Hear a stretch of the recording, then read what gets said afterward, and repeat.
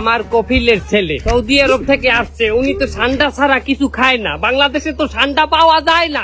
সামাজিক যোগাযোগ মাধ্যমে এখন আলোচিত শব্দ কফিল আর সান্ডা। নিউজ ফিড এখন কফিলের ছেলের জন্য সান্ডা ধরা আর রান্না করা ছবি ভিডিওতে সয়লাভ। বিষয়টি নিয়ে ট্রল ও মিমো হচ্ছে প্রচুর। তবে সামাজিক যোগাযোগ মাধ্যম ব্যবহারকারীরা অনেকেই বুঝতে পারছেন না হঠাৎ কেন সান্ডা নামের এই প্রাণী নিয়ে এত হইচই শুরু হয়েছে সোশ্যাল মিডিয়ায়। সেই মরুতে সান্ডা থাকে না, সেই মরুতে কফিল আসে না।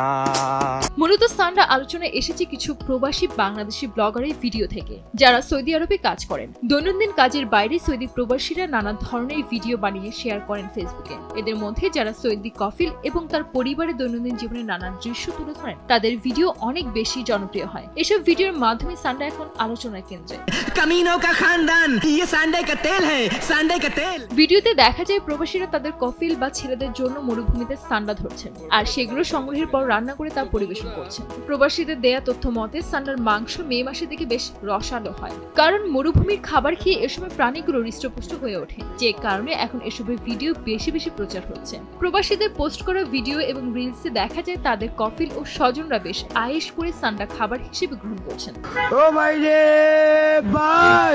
তবে ভিডিও ও ছবি দেখে মনে হতে পারে সৌদির লোকজন হয়তো শুধু সান্ডাই খেয়ে থাকেন আর কিছু খান না। তাদের রান্নাঘর নেই, রেস্টুরেন্ট নেই, শুধু মরুভূমি আর সান্ডা। তবে বিষয়টি এমন নয়, সৌদির সবাই সান্ডা খায় না। মূলত আরবের বেদুইন সম্প্রদায়ের লোকজন এটি খেয়ে থাকেন। সান্ডা দেখতে অনেকটা গৈসাপের মতো হলেও এটি মূলত তৃণভোজী, অর্থাৎ ঘাস, লতা পাতা এসবই খায়।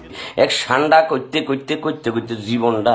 আর অপ্রচলিত এই খাবারের ভিডিও দেখে অনেকেই এ নিয়ে আগ্রহ প্রকাশ করছেন। এসবের ফলশ্রুতিতে জনপ্রিয় হচ্ছে সান্ডার ভিডিও। আবার সান্ডার বিরিয়ানি ও রান্না করা মাংসের ছবি ভিডিও নিয়েও হচ্ছে ট্রল ও মিম।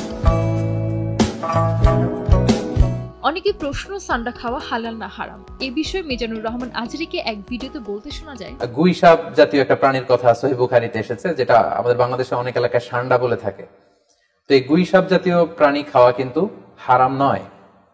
আমরা সহিহ বুখারীর বর্ণনায় জেনেছি যে আল্লাহ রাসূল সাল্লাল্লাহু আলাইহি ওয়াসাল্লামের স্ত্রী মাইমুনা রাদিয়াল্লাহু তাআলা আনহার বাসায় আল্লাহ রাসূল সাল্লাল্লাহু আলাইহি ওয়াসাল্লাম সহ অনেক সাহাবারা খেতে বসেছিলেন। সেখানে একটা প্লেটে গুইসাপকে ফ্রাই করে দেওয়া হয়েছিল। একজন নেটিজেন লিখেছেন, কফিল আর কফিলের মেয়ের সান্ডা খাইতে মন চাইলে কি গুইসাপ খাওয়াই দিবে? আরেকজন লিখেছেন, অ্যাওয়ারনেস না ছড়াইলে আমি শিওর যে কয়েকদিন পর কোনো এক রেস্টুরেন্টে গুইসাপের মাংস সান্ডা করে বেচা শুরু করবে, আর প্রথম কাস্টমার হবে অশিক্ষিত ফুড রিভিউয়াররা। সৌদি আরব থেকে সেই কফিল কিন্তু এসেছেন। সানজিদ আক্তার, দেশ টিভি।